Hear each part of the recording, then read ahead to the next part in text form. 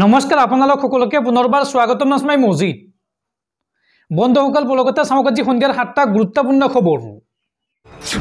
প্ৰথমটো খবৰ, এতিয়াৰ পৰা 18 বছৰৰ তলৰ কিশোৰীয়ে ব্যৱহাৰ কৰিব নোৱাৰিব ছ'চিয়েল মিডিয়া। ভাৰত চৰকাৰৰ বৃহৎ সিদ্ধান্ত। এই সন্দৰ্ভত দেশত শীঘ্ৰে আহি আছে নতুন আইন।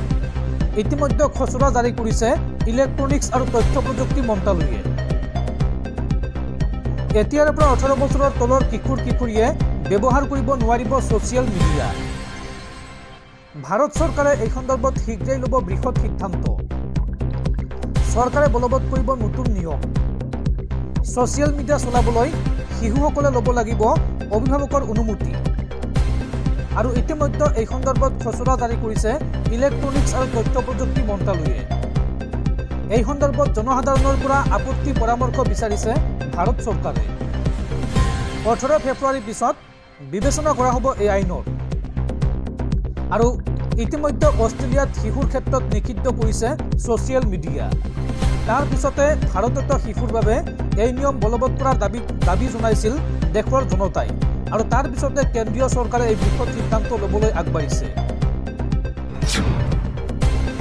পৰৱৰ্তী খবৰ, ন্যায়ালয়ৰ নিৰ্দেশৰ পাছত পঞ্চায়ত নিৰ্বাচনক লৈ পুনৰ বৃহৎ ঘোষণা মুখ্যমন্ত্ৰী হিমন্ত বিশ্ব শৰ্মাৰ।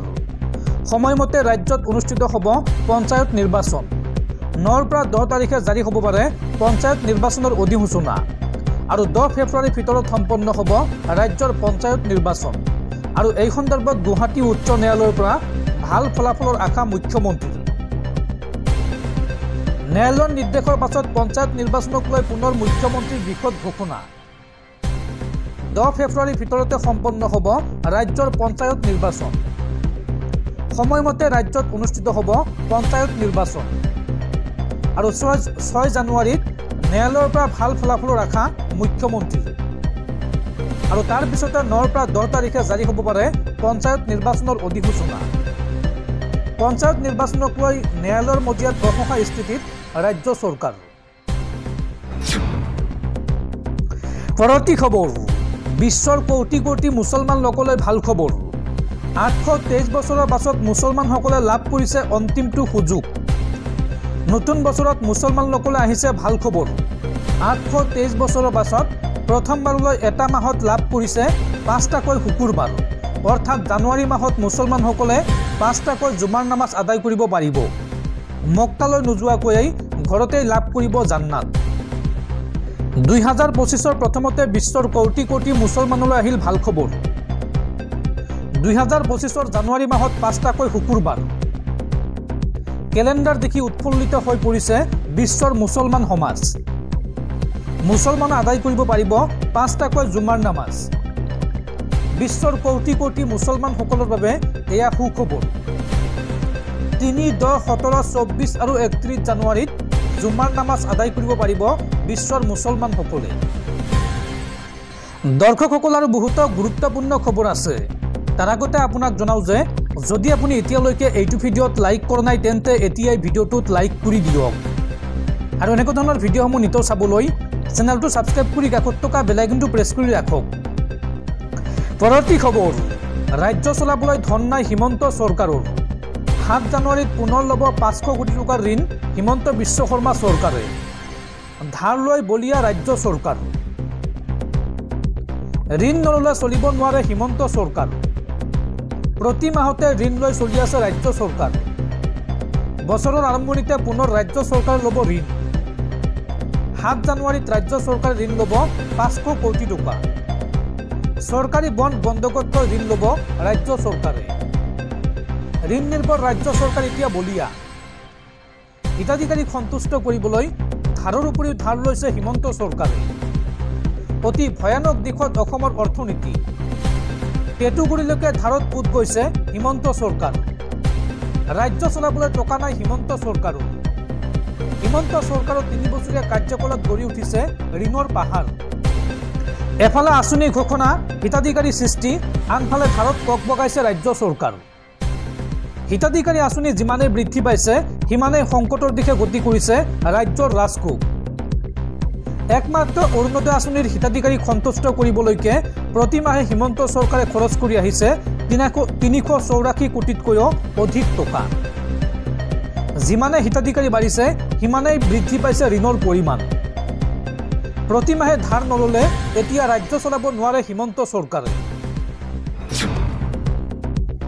পৰৱৰ্তী খবৰ, ৰাজ্যত পুনৰ ভয়ংকৰ বিত্তীয় কেলেংকাৰী। এইবাৰ শিৱসাগৰৰ জিলা পৰিষদৰ মুখ্য কাৰ্যবাহী বিষয়াৰ চৰকাৰী বাসগৃহত মুখ্যমন্ত্ৰীৰ বিশেষ তদাৰকী কোষৰ অভিযান। CEO অশ্বিনী কুমাৰ দলৰ বাসগৃহত অভিযান বিশেষ তদাৰকী কোষৰ 6জনীয়া এটি দলৰ। আয় বহিৰ্ভূত সম্পত্তিৰ গোচৰত ACS বিষয়াজনৰ বিৰুদ্ধে অভিযান মুখ্যমন্ত্ৰীৰ বিশেষ তদাৰকী কোষৰ। শিৱসাগৰৰ সমান্তৰালকৈ অশ্বিনী কুমাৰ দলৰ গুৱাহাটীৰ পাঞ্জাবাৰীস্থিত বাসগৃহ আৰু গোগামুখৰ বাসগৃহতো চলিল মুখ্যমন্ত্ৰীৰ বিশেষ তদাৰকী কোষৰ অভিযান।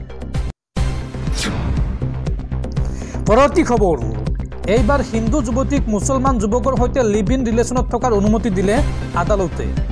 এই সন্দৰ্ভত আদালতে ক'লে প্ৰেমে কোনো বাধা নামানে। বজৰং দলৰ বাধাৰ পিছতো আদালতে দিলে যুৱক যুৱতীৰ পক্ষত ৰায়, আৰু আদালতৰ এই ৰায়দান এতিয়া সমগ্ৰ দেশজুৰি চৰ্চাৰ কেন্দ্ৰবিন্দু। হিন্দু যুৱতীক এইবাৰ মুছলমান যুৱকৰ সৈতে লিভ ইন ৰিলেশ্যনত থকাৰ অনুমতি আদালতৰ। এই সন্দৰ্ভত আদালতে ক'লে প্ৰেমে কোনো বাধা নামানে। হিন্দু যুৱতীক মুছলমান যুৱকৰ সৈতে থাকিবলৈ অনুমতি দিলে আদালতে। বজৰং দলৰ বাধাৰ পিছতো আদালতে দিলে যুৱক যুৱতীৰ পক্ষত ৰায়। প্ৰাপ্তবয়স্ক যুৱক যুৱতীৰ সংগীত নিৰ্বাচন কৰাৰ অধিকাৰ আছে। বম্বে উচ্চ ন্যায়ালয়ে এটা গোচৰ সন্দৰ্ভত দিলে এই ৰায়দান। আৰু ব্যক্তিগত সম্পৰ্ক নিজে বাছনি কৰি মৰ্যাদাৰে জীয়াই থকাটো তেওঁলোকৰ অধিকাৰ, এই মন্তব্য আদালতৰ। প্ৰেমিকজনে এই সন্দৰ্ভত আদালতত দাখিল কৰিছিল আবেদন, আৰু পৰিয়ালৰ হেঁচাৰ পিছতো আবেদনকাৰীৰ সৈতে সম্পৰ্কত থকাৰ ইচ্ছা হিন্দু যুৱতীগৰাকীৰ, আৰু তাৰ পিছতে তেওঁলোক দুয়োকে লিভ ইন ৰিলেশ্যনত থকাৰ অনুমতি দিছে বম্বে উচ্চ ন্যায়ালয়ে। পৰৱৰ্তী খবৰ, মুখ্যমন্ত্ৰী হিমন্ত বিশ্ব শৰ্মাৰ কঠোৰ নিৰ্দেশনা। ৰাজ্যৰ প্ৰতিটো জনজাতীয় এলেকাৰ পৰা উচ্ছেদ কৰা হ'ব অচিনাক্ত লোকক। শীঘ্ৰে অসমৰ চুকে কোণে চলিব বৃহৎ উচ্ছেদ অভিযান। মুখ্যমন্ত্ৰী হিমন্ত বিশ্ব শৰ্মাৰ এই কঠোৰ নিৰ্দেশ। ৰাজ্যৰ প্ৰতিটো জনজাতীয় এলেকাৰ পৰা উচ্ছেদ কৰা হ'ব অচিনাক্ত লোকক। কঠোৰ ঘোষণা মুখ্যমন্ত্ৰী হিমন্ত বিশ্ব শৰ্মাৰ। শীঘ্ৰে অসমৰ চুকে কোণে চলিব বৃহৎ উচ্ছেদ অভিযান। প্ৰতিটো ট্ৰাইবেল বেল্ট এণ্ড ব্লকৰ লোকৰ পৰা অচিনাক্ত লোকক উচ্ছেদৰ ব্যৱস্থা লোৱা হ'ব। অচিনাক্ত লোকৰ আক্ৰমণৰ বলি হৈছে খিলঞ্জীয়া লোক। দুধনৈত এই মন্তব্য মুখ্যমন্ত্ৰী হিমন্ত বিশ্ব শৰ্মাৰ। পৰৱৰ্তী খবৰ, ৰাজ্যত পুনৰ ভুৱা আলফা গ্ৰেপ্তাৰ। এইবাৰ দুলীয়াজান আৰক্ষীৰ জালত পৰিছে এইগৰাকী ভুৱা আলফা। বিতুপন গোহাঁই নামৰ এগৰাকী ভুৱা আলফাক আটক আৰক্ষীৰ।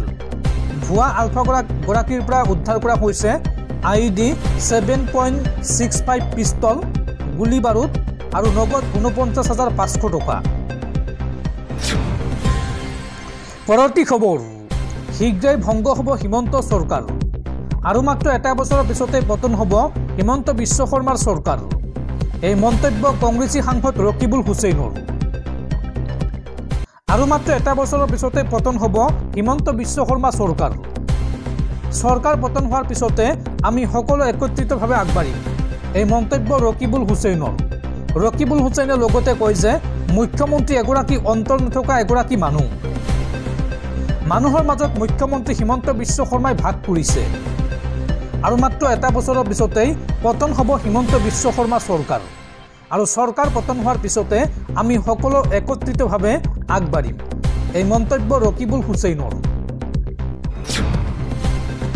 পৰৱৰ্তী খবৰ, হিমন্ত চৰকাৰৰ বিৰুদ্ধে পুনৰ বিস্ফোৰক অভিযোগ বিধায়ক অখিল গগৈৰ। অখিল গগৈয়ে আজিৰ দিনটোত সংবাদমেল সম্বোধন কৰি কেইবাটাও বিস্ফোৰক অভিযোগ উত্থাপন কৰে। হিমন্ত বিশ্ব শৰ্মা চৰকাৰৰ বিৰুদ্ধে কি কৈছে অখিল গগৈয়ে, চাওঁ আহক। ডক্টৰ হিমন্ত বিশ্ব শৰ্মাৰ কাৰ্যকালত তৰুণ গগৈ চৰকাৰৰ কাৰ্যকালতকৈ 8% আৰু সৰ্বানন্দ সোণোৱাল চৰকাৰৰ কাৰ্যকালতকৈ 3% ঋণ বৃদ্ধি হৈছে। আজিৰ দিনটোত সংবাদমেল সম্বোধন কৰি এই বিস্ফোৰক অভিযোগ উত্থাপন কৰিছে ৰাইজৰ দলৰ সভাপতি তথা শিৱসাগৰ সমষ্টিৰ বিধায়ক অখিল গগৈয়ে।